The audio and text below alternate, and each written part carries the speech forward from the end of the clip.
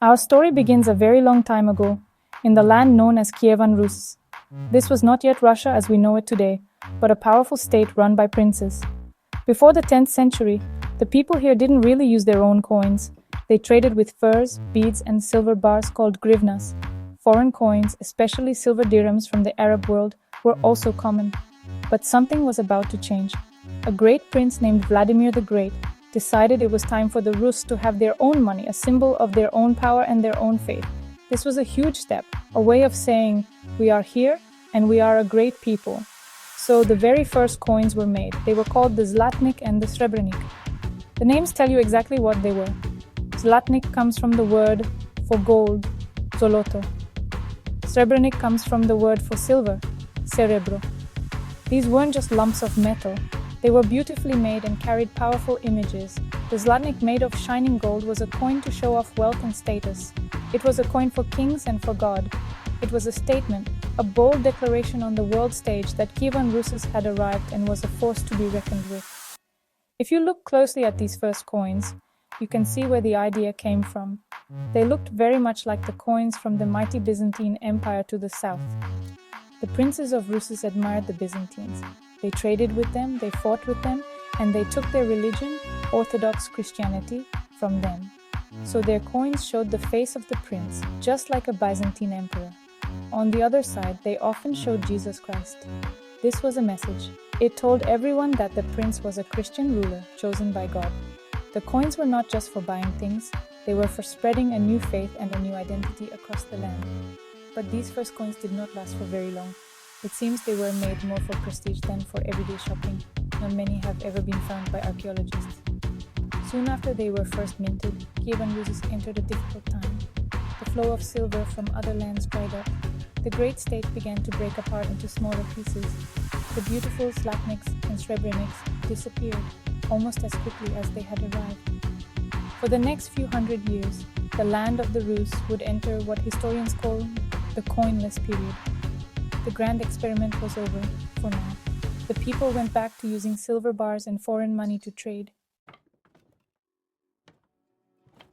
After the golden age of the Zlatniks in Kievan Rus faded, something strange happened. Coins vanished. For nearly 200 years, the lands of the Rus fell quiet, at least when it came to their own money. This is what we call the coinless period. It doesn't mean people stopped trading, it just means they found other ways to do it. They returned to the old ways. Large, heavy silver bars, called grivnas, were used for big payments. They were solid, dependable chunks of wealth. You could trust the weight of the silver in your hand. This was a practical solution for a land without a strong central power to make and guarantee coins for everyone. During this time, the lands were a patchwork of different principalities, each with its own ruler. There was no single king strong enough to create a currency for all. So, if you were a trader traveling through these lands, your purse would be filled with a mix of different things. You might have a silver grivna from Novgorod, shaped like a long stick. Or you could have one from Kiev, shaped like a hexagon. Alongside these bars, foreign coins started to flow back into the land. This wasn't a sign of weakness. It was a sign that the Rus were connected to the wider world, part of a great network of trade that stretched for thousands of miles. The most common foreign coins were silver dirhams from the east, and later, silver pennies from Western Europe. Imagine a market stall in a city like Novgorod. A merchant might be selling fine cloth from Flanders. The buyer might pay with a handful of small, thin silver coins minted in Germany or England. Or perhaps they would use a silver coin from the Golden Horde, the great Mongol empire that ruled over the Rus for a long time. These coins were known as dengi.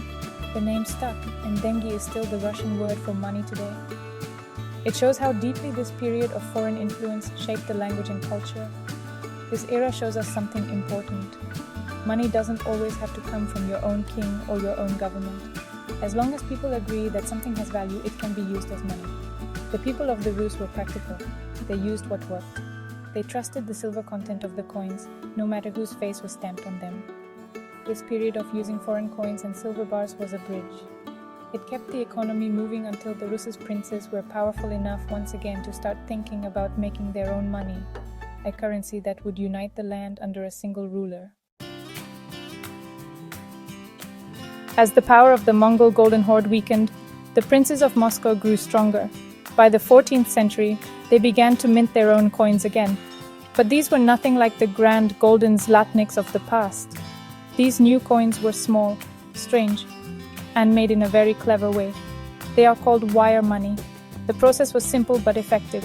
A silversmith would take a piece of silver and pull it through a small hole to make a long, thin wire. Then they would snip off tiny pieces of this wire, one by one. Each little piece was then flattened and stamped with a design.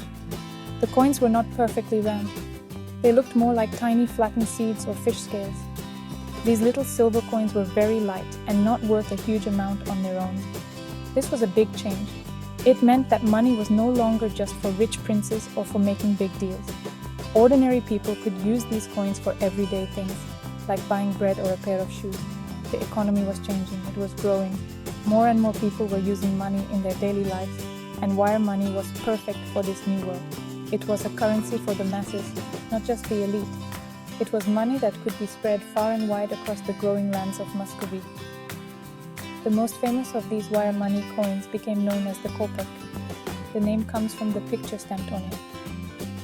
In the 1530s, the ruler Ivan the Terrible's mother, Elena Glinskaya, carried out a major reform of the money system. She wanted to stop people from clipping bits of silver off the coins to cheat others. A new standard coin was created. On this coin was the image of a rider on a horse.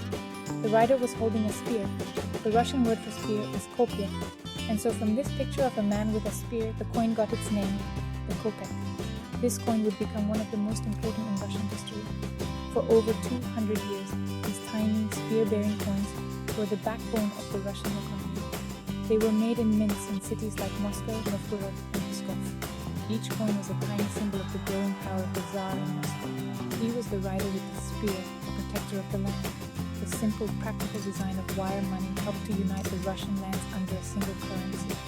It was a long way from the grand Zlatniks of Kiev, but in its own way, the humble Kopeck was just as important.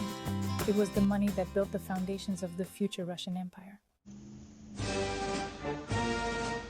By the end of the 17th century, Russia was a huge country, but in many ways it was stuck in the past. The tiny, fiddly wire kopecks were old-fashioned. The rest of Europe was using big, round, modern coins made with powerful machines. The young Tsar, Peter the Great, saw this and knew that Russia had to change. He wanted to build a modern, powerful, European-style empire. And to do that, he needed modern, European-style money. So he launched one of the most important reforms in Russian history. He decided to completely change the country's coinage, from top to bottom. This was not just about money. It was about changing Russia's place in the world. Peter's biggest idea was to create a clear, simple system. He introduced the ruble as the main unit of currency. The ruble itself was a large, heavy silver coin, impressive to hold. It was designed to look like the big silver thaler coins used in Germany and other parts of Europe. This was a deliberate choice. Peter wanted Russian money to be respected and accepted internationally. But the most revolutionary part of his reform was the system he built around the ruble. He declared that 1 silver ruble would be equal to exactly 100 copper kopecks. This was the first time a country had officially adopted a decimal currency system, where everything is based on the number 100. This new system changed everything. Before Peter, the relationship between different coins was confusing. Now it was simple. Everyone knew that 100 kopecks made a ruble. To make this work, Peter opened new mints and equipped them with modern machinery imported from the West. These machines could produce perfectly round, well-struck coins, all of the same size and weight. The old handmade wire money disappeared forever. In its place came a whole family of new coins, copper kopecks and silver rubles, poltinas, 50 kopecks, and griveniks, 10 kopecks. It was a complete, logical system that everyone could understand. Peter the Great's coin reform was a massive success. It gave Russia a stable, modern currency that helped its economy to grow. It funded his powerful new army and navy, and helped him to build his new capital city, St. Petersburg. The coins themselves were symbols of his new Russia. On one side was his portrait, showing him as a determined, European-style monarch, often crowned with a laurel wreath like a Roman emperor. On the other side was the double-headed eagle, the powerful symbol of the Russian state. Peter's coins told the world that Russia was no longer a distant backward land. It was a modern empire, ready to take its place among the great powers of Europe. After Peter the Great, the Russian Empire, continued to grow in power and wealth. and its coins really reflected this. For the next 200 years, the ruble was the steadfast currency of the Tsars. The coins of this era are, well, like a gallery of Russian rulers. Each new Tsar or Tsarina put their own portrait on the money. You can see the stern face of Catherine the Great, the military bust of Nicholas I, and the final bearded portrait of Nicholas II. These portraits were not just decoration, they were a powerful message sent to every corner of the vast empire. They reminded everyone, from the peasants in the fields to the merchants in the cities, who was in charge. The coin in your pocket was a direct link to the absolute monarch in St. Petersburg. The main symbol of the empire, besides the ruler's face, was the double-headed eagle. This powerful crest was stamped on the back of most silver and gold coins. The eagle looked in two directions, to the west and to the east, symbolizing Russia's unique position spanning two continents. It held an orb and a scepter in its talons, the ultimate symbols of royal power. On its chest was a smaller shield showing St. George slaying the dragon, the emblem of Moscow. Every detail was designed to project an image of strength, tradition, and divine authority. The coins were, in a way, miniature monuments, celebrating the glory of the Russian Empire. The metal used for these coins also tell a story about the empire's economy. The main currency was based on silver, with the silver ruble being the standard. However, Russia was also rich in other metals. Huge copper deposits in the Ural Mountains were used to make the lower-value Kopeck coins. At times, the empire even minted coins from platinum, which is a very rare and valuable metal found in the Urals. But the most prestigious coins were made of gold. These were the imperials and chervonets, worth 5 or 10 rubles. They were used for large transactions and international trade, and they showed off the immense wealth of the Russian state. However, the value of this impressive coinage was not always stable. The empire fought many wars which were honestly incredibly expensive. To pay for them, the government sometimes printed too much paper money, which was not backed by enough gold or silver. This caused inflation, where the paper money lost its value. There were also times when the government had to reduce the amount of silver in the coins to save money. So, while the imperial ruble looked strong and stable, its history was also shaped by the economic ups and downs of a vast and ambitious empire.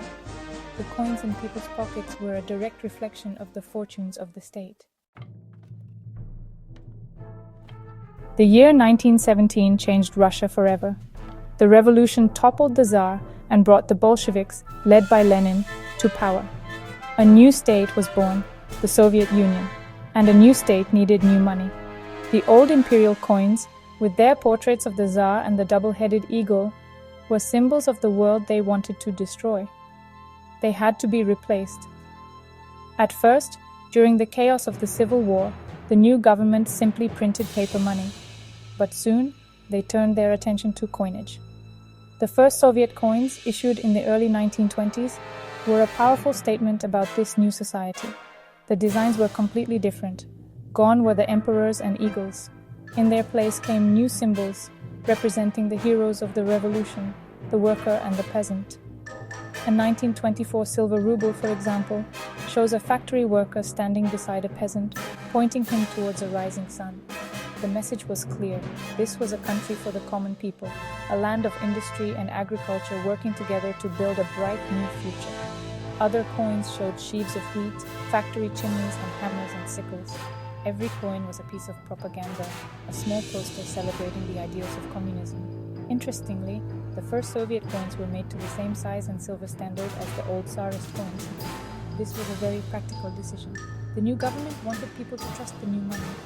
By making the silver ruble the same weight and purity as the old imperial ruble, they hoped to make the transition smoother.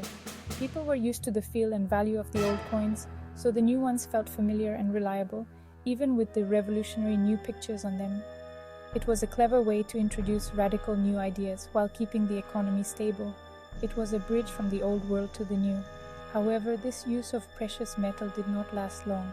The Soviet Union needed its silver and gold for industrialization, to build the factories and machines that were at the heart of its economic plans. By the 1930s, the silver coins were phased out. They were replaced with coins made from cheaper metals like copper, nickel, and bronze alloys. The value of the coin was no longer in the metal it was made from. Its value was guaranteed by the power of the state alone. This was a major shift. Money was now purely a token. its worth dictated entirely by the government. The Soviet ruble had become a true symbol of a state-controlled economy. As the Soviet Union grew more established, its coins continued to evolve, both in what they were made of and what they showed. The move away from silver in the 1930s was just the beginning. The state needed to be thrifty, so the coins became simpler and were made from less expensive materials. After World War II, a new set of coins was introduced. These were typically made from brass and copper-nickel alloys. They were functional and durable, designed for a vast economy where tens of millions of people used them every day. The focus was on mass production and low cost, not on artistic beauty or precious metal content. The designs on these later Soviet coins also became more standardized. The most common design featured the state coat of arms of the USSR on one side. This emblem was a masterpiece of political symbolism. It showed the hammer and sickle, representing the union of workers and peasants. Behind it was a globe, signifying the international ambition of communism. The whole thing was framed by sheaves of wheat, tied with a ribbon showing the state motto, "Workers of the World, Unite," written in the languages of the different Soviet republics. Below it, the letters CCCP, the Russian abbreviation for USSR, were proudly displayed. This crest was on almost every coin, a constant reminder of the state's ideology. The other side of the coin was usually very simple. It just showed the value, 1, 2, 3, 5, 10, 15, 20, or 50 kopecks, and the year it was made. There were no grand portraits or complex scenes. The design was clean, clear, and utilitarian. It served its purpose without any fuss. The coins were part of the machinery of the state, like a tractor or a power plant. Their job was to make the planned economy run smoothly. They were a tool for the state, not a celebration of individual wealth or power.